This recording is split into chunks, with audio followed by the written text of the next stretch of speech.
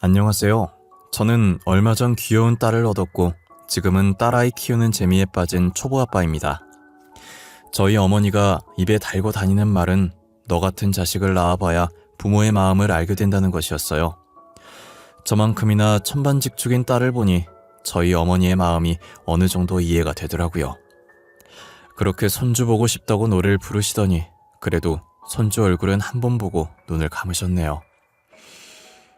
저와 아내는 아직도 저희 어머니 이야기가 나오면 눈물을 흘립니다.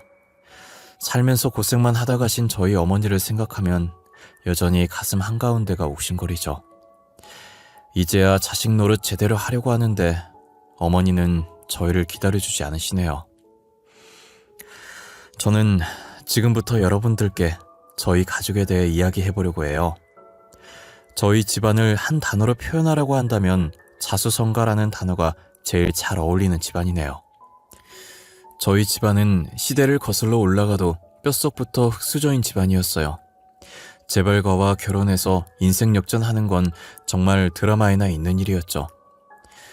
저흰 형편이 나아지지 않았고 계속해서 가난을 대물림하고 있었어요.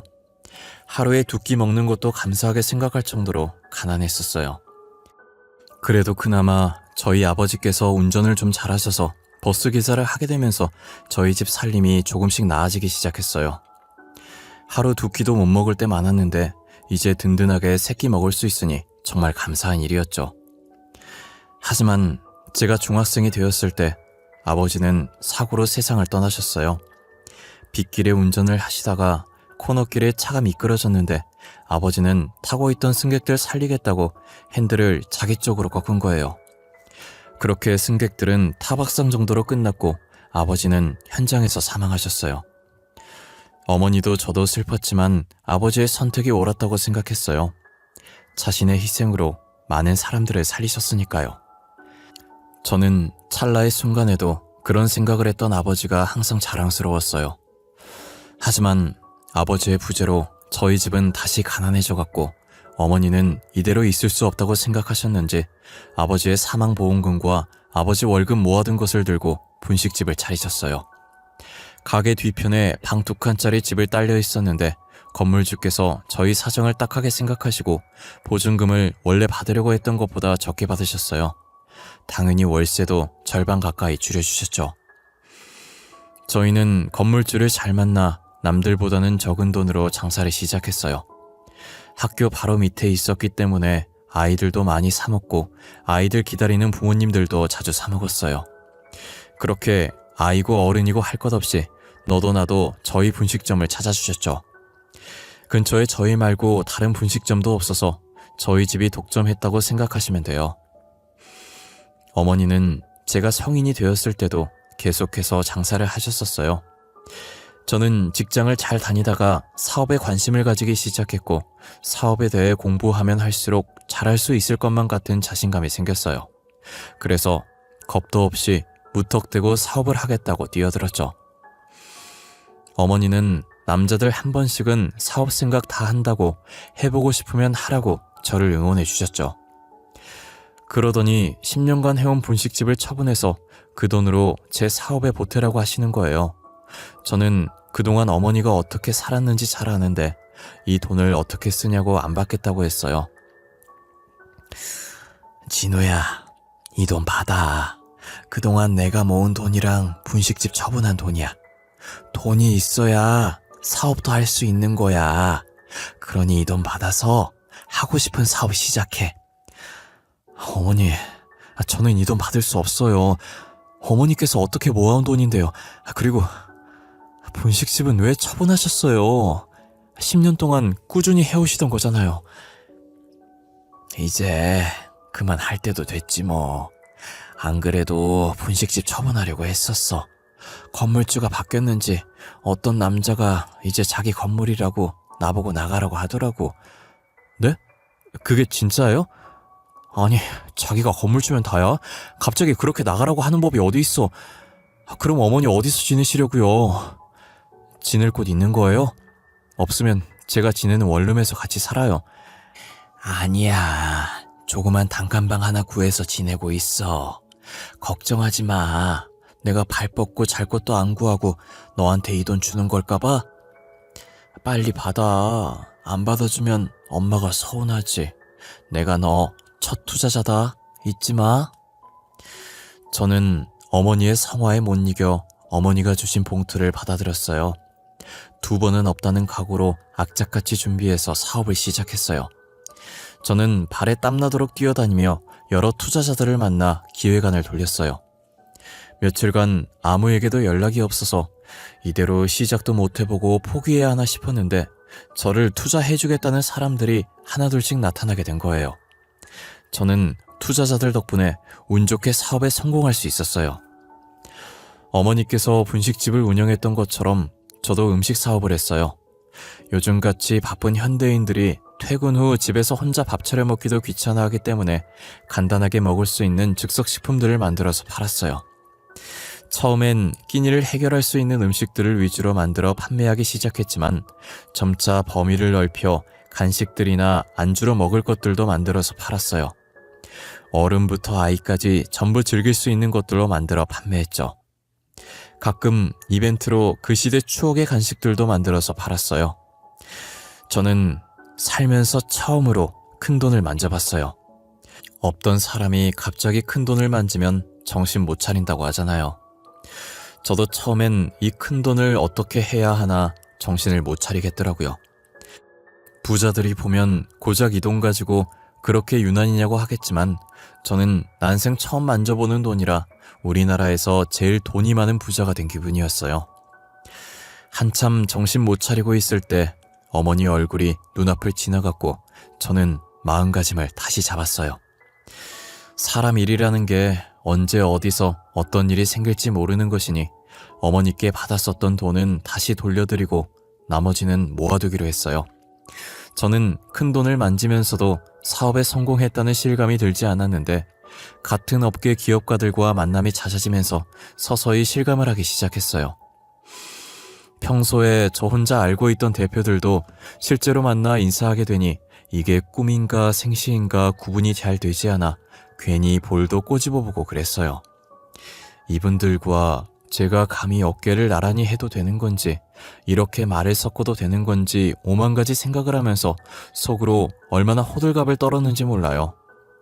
그분들과 인사하면서 악수하는데 손끝이 찌릿찌릿했어요. 그래도 처음이 어색하지 몇 번 그런 모임에 참석하고 나니 나름 적응이 되더라고요. 아무래도 사업을 하려면 인맥이 있어야 해서 귀찮아도 인맥을 쌓기 위해 모임을 빠지지 않고 나갔어요. 경험이 쌓이면서 시야도 넓어지고 긴장도 되지 않았고 천천히 주변을 둘러보는 여유도 생겼죠. 그래도 몇 번 나갔다고 사람들이 저를 하나둘씩 알아보기 시작하더라고요. 항상 제가 먼저 가서 인사하고 말 걸었는데 이젠 제게 먼저 말 걸어주시는 분들도 계셨어요.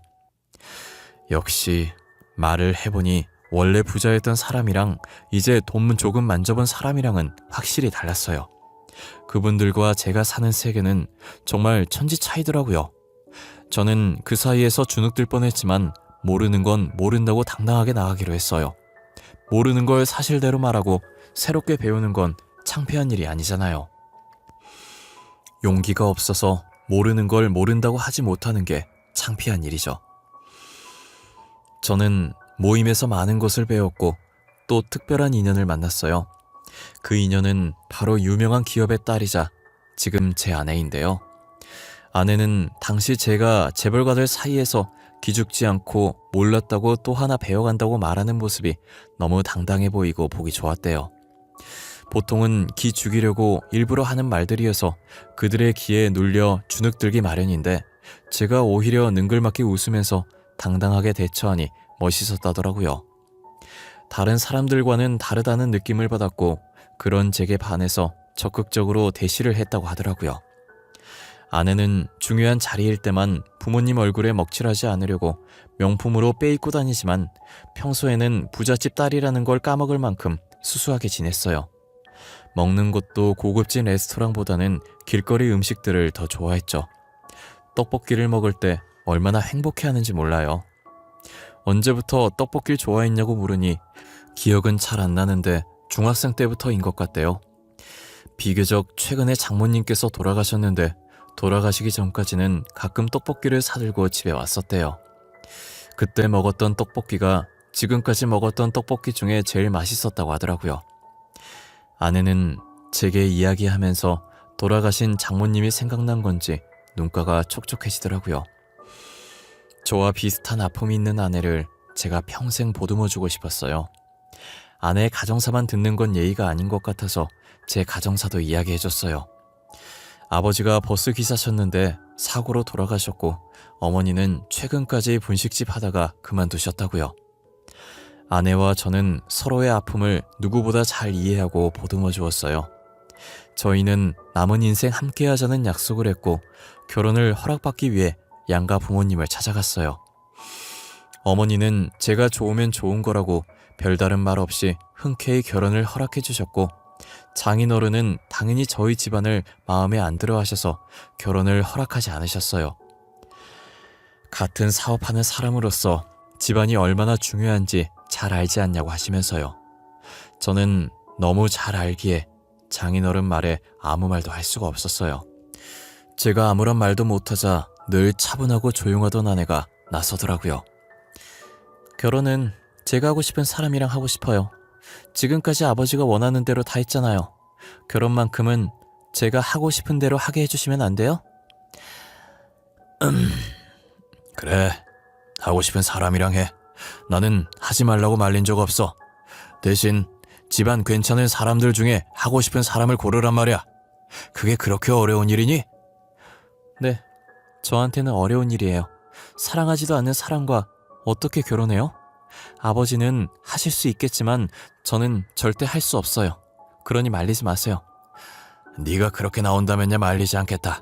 너희 결혼해. 대신 너가 선택해야 할 것이야. 가진 것 없이 이제 막 회사 세운 저자를 선택할 건지 아니면 이 아비를 선택할 건지. 저는 진우 씨 선택할게요. 더 이상 아버지 소나기에 휘둘리고 싶지 않아요. 그동안 감사했습니다. 결혼식에는 안 오셔도 돼요. 저희들이 손잡고 입장할 거라 아버지 없어도 되거든요. 아내는 장인어른께 쌀쌀맞게 대답하더니 제 손목을 잡고 나왔어요. 한참을 걷다가 제 손목을 놓더니 한숨을 푹 쉬더라고요. 이런 모습 보여서 미안하고 이런 대우받게 해서 미안하다면서요. 저는 괜찮다고 예상하고 있었다고 아무렇지 않게 대답했어요. 장인어른께서 허락하실 때까지 기다려보는 게 어떠냐고 조심스럽게 물으니 절대 대답을 번복할 사람이 아니라고 단호하게 말하더군요. 다시는 안 보면 된다고 어차피 아버지에 대한 정이 없었다고 하면서요. 저는 아내가 저렇게 단호하게 말한 적이 처음이라 아무 말도 할 수 없었어요. 아내는 빈말이 아니었는지 정말 장인어른과 연을 끊었고 결혼을 할 때도 청첩장을 드리지 않았어요. 신랑 신부 입장도 따로 하지 않고 아내가 장인어른께 말한 대로 동시에 입장을 했어요. 저는 아내의 기분이 걱정이 되었지만 아내는 걱정했던 것보다 괜찮았고 마냥 해맑게 웃고 있었어요. 아내의 웃는 모습을 보고 아내만 행복하면 됐다며 저도 괜한 걱정하지 말자고 생각했죠. 저희는 결혼 후 어느 신혼부부보다 행복했어요. 제 사업도 계속 잘 되고 있었고 아내와도 한 번도 싸운 적이 없었죠. 그리고 무엇보다 저희 어머니와 아내 사이가 굉장히 좋았어요. 아내가 저희 어머니를 많이 존경하고 진심으로 좋아해줬거든요. 하지만 1년 후 한순간에 모든 것이 바뀌어 버렸어요. 어느 날 갑자기 제가 만든 음식에 벌레나 철 같은 이물질이 나왔다는 문의글이 폭주하더니 다들 환불을 하고 저희 제품을 불매하겠다고 난리인 거예요. 고객들은 무작정 저희 회사로 물건을 다시 돌려보내고 돈 달라고 회사까지 찾아왔어요. 저는 영문도 모른 채 일단 환불을 다 해드렸고 어떻게 된 건지 원인을 찾아봤어요. SNS를 뒤져보니 어떤 사람이 증거 사진도 없이 저희 제품을 먹는데 벌레가 나왔다는 둥, 철 같은 게 나왔다는 둥 구구절절 자신이 피해 입었다며 글을 썼더라고요. 그 글을 본 사람들이 더럽다고 안 먹겠다고 환불해달라며 난리를 친 거였어요. 어떻게 증거 사진도 없는 저글 하나로 이렇게까지 된 건지 모르겠지만 일단 이를 수습하기 위해 환불을 진행했어요. 하지만 제가 환불을 해줌으로써 잘못을 인정한 게 되어버렸고 제가 입장문을 적어도 아무도 봐주지 않았어요. 결국 저희 회사는 2달도 못 버티고 부도 처리가 되었죠. 결혼 후 한창 신혼을 즐겨야 할 시기에 회사가 망하게 되었고 사업하면서 가졌던 것보다 더 많은 것을 토해내야 했어요. 투자자들은 집까지 쳐들어와 돈 될 만한 것들도 다 가지고 갔어요. 저희 아내가 저와 결혼하기 전에 샀던 명품들도 다 가지고 가버렸어요. 이건 제 사업과 아무 상관없는 물건들이라고 필사적으로 말렸지만 소용없었죠. 아내는 괜찮다고, 우리도 억울하지만 저 사람들도 어떻게 보면 피해자 아니냐고 가지고 가게 놔두라고 하더라고요. 저는 너무 미안해서 아내의 얼굴을 똑바로 볼 수가 없었어요. 아내는 계속 괜찮다고, 재벌과 사이에서 기죽지 않고 당당하던 사람 어디 갔냐고 매력 없어지려고 한다면서 괜히 장난을 치며 저를 다독였어요. 집도 경매로 넘어가 버려서 저희는 결국 어머니 집에서 생활하게 되었어요. 일단 집은 어떻게 해결했는데 앞으로 생활할 게 문제더라고요. 아내는 언제 숨겨놨던 건지 몸속에서 통장을 한 해 꺼내더니 모아둔 돈이 있다고 당분간은 그걸로 생활하자고 하는 거예요. 저는 그 돈으로 평생 살 수 있는 것이 아니었기 때문에 막노동이라도 뛰어야겠다는 생각을 했어요. 막노동이라는 게 무거운 것도 많이 들고 고생을 많이 해야 해서 몸은 조금 힘들지만 돈은 쏠쏠하더라고요. 이 돈이면 금방 모아서 투룸 월세방 정도는 얻을 수 있을 것 같았어요. 저희는 최대한 아껴 쓰고 제가 벌어오는 돈을 모아서 더 큰 집으로 이사갈 계획을 짰어요. 하지만 당시 한여름이라 장마철로 비가 계속 오는 바람에 한동안 일을 나갈 수가 없는 거예요. 저희 집에서 일하는 사람은 저밖에 없었는데 제가 일을 못 나가니 난감하더라고요. 아내도 가만히 지켜보다가 이대로는 안 되겠다고 생각이 들었는지 결심했다는 표정으로 자기가 돈 구해오겠다고 하면서 집을 나가는 거예요. 그렇게 집을 나간 아내는 한동안 집에 돌아오지 않았어요. 저와 어머니는 아내가 연락을 해도 받질 않아 걱정이 되어 실종신고라도 해야 하나 했어요. 그러나 며칠 뒤 잘 있으니까 걱정 말라고 당분간은 어떤 연락도 하지 말라는 문자만 하나 와 있더라고요. 저는 아내가 어디서 뭘 하는지, 잘 먹는지, 잘 자는지 걱정되긴 했지만 일단 아내의 말을 듣기로 했어요. 그동안 저는 장마철이 지나서 다시 막노동을 뛰기 시작했어요.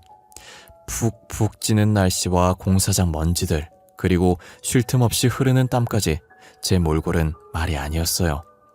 그늘도 없이 일을 하니 피부는 새까맣게 타다 못해 살가죽에 화상을 입은 건지 아팠어요. 저는 근무를 마치고 그런 몰골로 지쳐서 힘없이 터덜터덜거리며 집으로 향하고 있었어요. 목에 걸려있던 수건으로 다리 쪽에 묻는 흙들을 탈탈 털면서 가고 있는데 반대편에서 굉장히 낯익은 여자가 제 쪽으로 걸어오고 있더라고요. 가까워지면서 점점 또렷해지는 여자의 얼굴을 자세히 보는데 제 아내인 거예요. 아내 옆에 남자가 있어서 보니 장인어른이더라고요. 아내가 저를 못 본 건지 그냥 지나치려고 하길래 제가 순간적으로 아내의 손목을 잡아버렸어요. 아내는 손목이 잡히자 기분 나쁘다는 표정으로 쳐다보다가 저인 걸 확인하고 놀라더라고요. 그러니 이내 불쾌하다는 표정으로 다시 바꾸고 자신의 손목을 잡고 있는 제 손을 뿌리치더라고요. 뭐야? 내 손목을 왜 잡아? 당신 변태야? 그리고 우리 끝난 사이 아니야? 헤어질 때 구질구질하게 매달리지 않기로 약속했잖아. 갑자기 왜 이래? 지연아, 너야말로 왜 그래? 우리가 언제 헤어졌다고 그러는 거야? 집엔 언제 들어오는 거야? 어머니가 너 걱정 많이 하셔. 무슨 소리야? 내가 벌레 득실거리는 집에 다시 왜 가? 혹시 나랑 헤어지고 충격받은 거야? 그래서 머리가 어떻게 된 거냐고. 제발 다시는 나랑 마주쳐도 말 걸지 마. 알겠어? 아내는 못 본 사이 많이 바뀌어 있었고 예전 장인어른께 했던 것처럼 쌀쌀하게 저를 대했어요. 제가 무슨 말을 걸어도 이미 우리는 끝난 사이라며 아내는 매정하게 돌아섰어요. 이혼 도장을 찍은 것도 아니고 끝낸 적이 없는데 계속 끝난 사이라고 말하는 아내가 이해가 안 갔어요. 이해를 해보려고 노력을 해봤지만 지금 무슨 상황인지 도무지 모르겠더라고요. 영 끊었던 장인어른과 함께 있는 상황도 마찬가지고요. 저는 아내가 갑자기 제게 저렇게 할 사람이 아니라는 걸 잘 알기에 그럴 만한 사정이 있을 거란 생각이 들어서 아내를 믿고 기다려보기로 했어요. 하지만 며칠이 지나고도 아내에게 연락이 없었고 집에 돌아오지도 않았어요. 혹여나 전에 마주쳤던 장소를 가면 다시 만날 수 있지 않을까 하는 마음에 퇴근 후 기웃기웃 거려보았지만 아내의 머리카락 한 올 볼 수 없었어요. 일주일 정도 지났을까 아내를 볼 수 있을 거란 희망을 가지고 찾은 장소엔 어머니가 계셨어요. 어머니는 거리를 돌아다니며 버려져 있는 소주병과 맥주병을 줍고 계시더라고요. 저번에도 살림에 보태겠다고 소주병, 맥주병 줍고 다니셔서 그러지 말라고 했는데 또 저 몰래 나와서 줍고 계신 거예요. 저는 어머니를 모시고 집으로 가려고 가까이 다가갔는데 그때 딱 마침 아내가 보이는 거예요. 저번에 마주쳤던 것과 똑같이 장인어른과 함께 있더라고요. 아내 옆에 소주병 하나가 있어서 어머니가 아내 쪽으로 다가가는 거예요. 어머니는 아내를 못 보고 소주병을 집으려고 팔을 뻗다가 이내 다리에 손이 살짝 스쳤어요. 아내는 손으로 다리를 털면서 어머니를 째려보더라고요. 저기요 할머니, 소주병 줍는 더러운 손으로 지금 어딜 만지시는 거예요? 아유, 미안해요. 제가 소주병만 보느라 사람을 미처 못 봤네요. 죄송합니다. 아가? 너 지연이 아니니? 집에는 왜 안 들어오는 거야? 살았는지 죽었는지 연락이 안 돼서 얼마나 걱정했는데. 할머니까지 이러시네. 저 그이랑 헤어졌어요. 못 들으셨어요? 저희 이제 아무 사이도 아니라고요. 남남이에요. 그리고 제발 더러운 손 좀 치우세요. 야, 뭐? 더러운 손? 너 말이 심하다. 됐다. 이제 말 섞기도 싫어. 언젠간 돌아오겠지, 사정이 있겠지 하면서 끝까지 너 믿었던 내가 바보지. 그래, 이제 아는 척하지 말자. 저는 어머니께 막말하는 아내에게 참을 수가 없었어요. 저한테나 어머니한테나 상처 주는 말 아무렇지도 않게 하면서 남남이라고 강조하는데 아무래도 이혼을 원하는 것 같아서 아내 뜻대로 해주기로 마음먹었어요. 저는 이혼 서류를 작성해서 나머지 반 채워서 제출하라고 아내의 집으로 서류를 보냈어요. 몇 번이고 이혼 서류를 보냈지만 답은 돌아오지 않았어요. 그러다 한 달이 지나고 아내가 다시 집으로 돌아온 거예요. 어머니는 잘 돌아왔다며 아내를 반기는데 저는 저희에게 막말하던 아내가 반갑지 않았어요. 남남이라고 매몰차게 굴 땐 언제고 여기는 어쩐 일로 오셨대? 아, 드디어 이혼 서류 작성해서 가지고 온 거야? 한 달이나 지나서? 여보, 그런 거 아니야.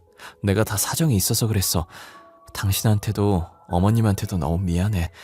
어머님, 막말해서 죄송해요. 그때 한 말은 마음에도 없는 소리였어요. 저도 어쩔 수가 없었어요. 아내는 자신이 저희에게 막말을 할 수밖에 없었던 이유를 말하기 시작하더라고요. 장인어른이 마지막 기회를 주겠다고 지금이라도 저희를 버리고 집으로 돌아오면 재산을 남겨주겠다고 했다더라고요. 그때 장인어른은 병에 걸려 있어서 살 날이 얼마 남지 않았었대요. 죽기 전에 재산 분배를 해야 하는데 그 돈이 전부 장모님 돈이었다고 하더라고요. 어떻게 된 건지 자세히 설명해보라고 했더니 장인어른은 아내의 친부가 아니었어요. 아내의 친아버지는 일찍이 돌아가셨었고 지금 장인어른은 4년 전쯤 장모님과 재혼한 사람이다더라고요. 장모님 돈을 보고 일부러 접근했고 장모님은 몸이 좋지 않으셔서 살 날이 얼마 남지 않았다는 생각에 혼자 남을 아내가 걱정돼서 재혼을 했다고 하시더라고요. 그렇게 장모님이 돌아가시고 장모님이 가지고 있던 건물과 돈 그리고 회사까지 장인어른이 챙기신 거예요. 그러다 최근 장인어른도 병에 걸리게 됐고 아내에게 재산 조금이라도 받고 싶으면 집으로 오라고 한 거죠. 아내는 장모님 재산을 다시 되찾아야겠다고 생각했고 혹시라도 장인어른이 재산을 다른 곳에 빼돌릴까봐 저와 인연을 끊은 척하고 장모님 재산을 지킨 것이었어요. 장인어른이 만나고 있던 여자가 있긴 했지만 다행히 그 사이에 아이가 없었더라고요. 그래서 모든 재산을 자식으로 올라가 있던 아내가 다 가지고 올 수 있었어요. 모든 재산을 상속받고 나서 다시 저희 앞에 나타난 거죠. 아내는 그동안 너무 미안했다고 재산을 받기 위해선 어쩔 수 없었다고 우는 거예요. 아내는 어머니 손 절대 안 더럽다고 열심히 사신 흔적이 있는 손이 어떻게 더럽냐고 멋진 손이라고 했고, 제게는 절대 헤어질 수 없다고, 저 같은 사람은 어떻게 다시 만나냐며 울면서 이혼하기 싫다고 했대요.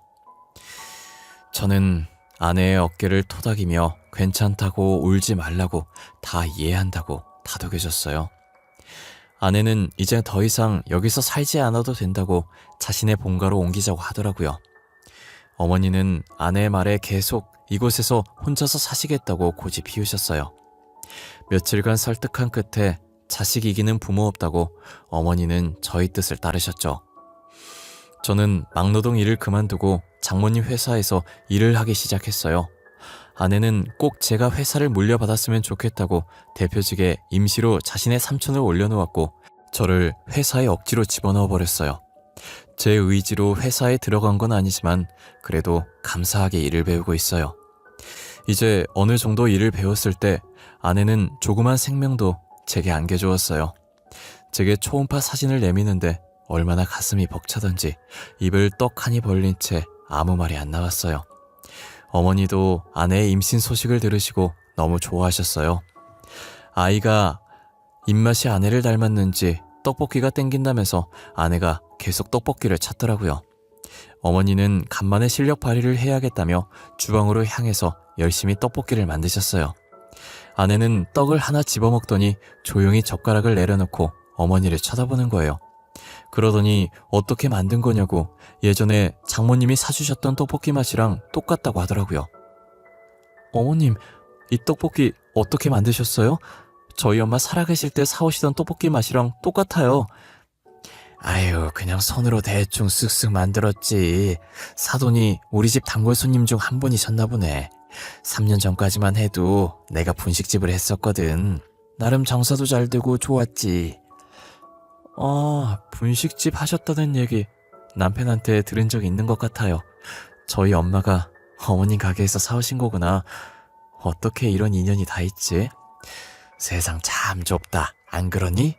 건물주 사장님이 여자였는데 지금 보니까 너랑 똘 닮았구나. 학교 앞이라 장사 잘 됐었어.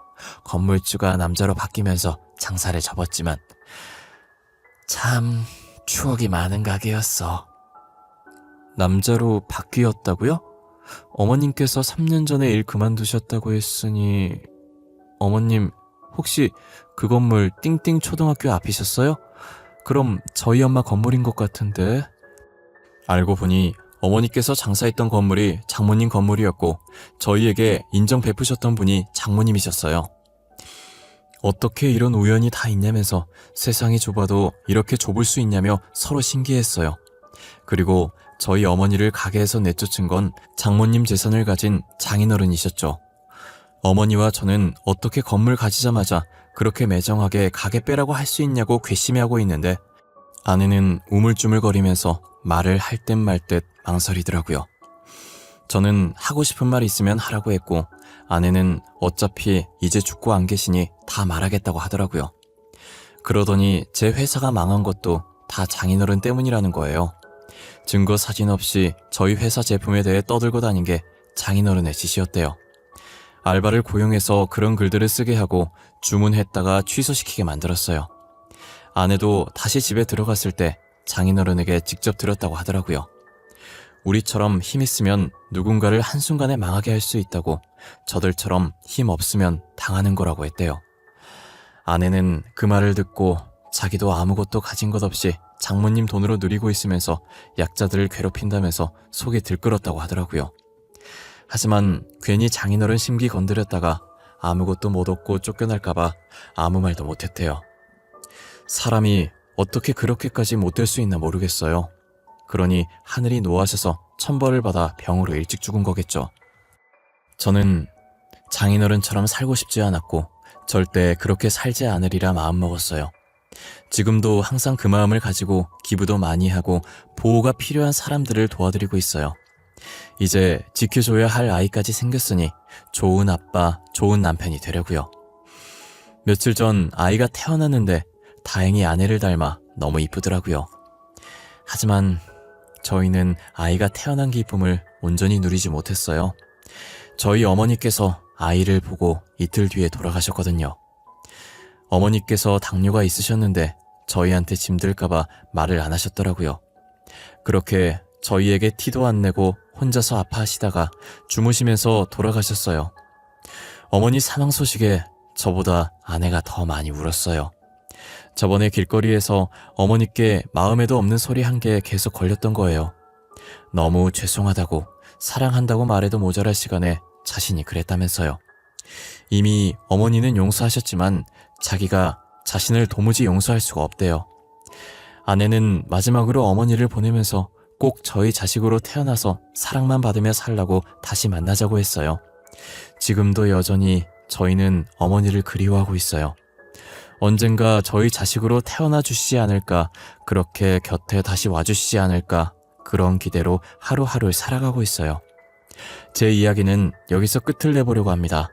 지금까지 저의 긴 이야기를 들어주셔서 감사하고 늘 건강하시길 바랍니다.